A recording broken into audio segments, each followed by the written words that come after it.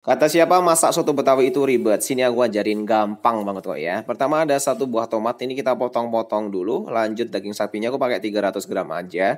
Boleh pakai bagian apa saja ya, pakai sandung lamur juga boleh. Kemudian panaskan dulu 800 ml air. Kalau sudah panas, masukin daging sapinya. Ini kita rebus ya. Nanti kalau muncul kotoran-kotoran mengampung, lanjut aja diangkat kemudian dibuang kotorannya ya. Nah ini kita tutup dulu sampai setengah matang.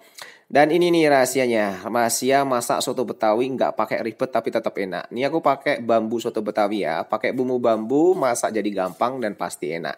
Dan ini kita aduk-aduk dulu, biarkan dagingnya matang dan meresap bumbunya. Kemudian kita goreng dulu ini si kentang, goreng secukupnya aja. Kalau sudah berwarna kecoklatan langsung aja diangkat kemudian tiriskan ya. Kita cek dulu dagingnya, kalau sudah empuk baru kita tambahkan santan kental boleh, pakai susu cair juga boleh ya.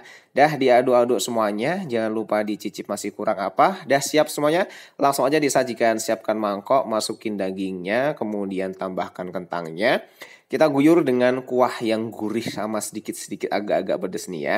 Tambahkan tomat potong, kemudian taburi dengan daun bawang, bawang goreng, jangan lupa juga empingnya. Dah soto Betawi simple, enak, nggak pakai ribet. Gampang kan? Yuk langsung aja coba. Ini garansi 100% pasti enak.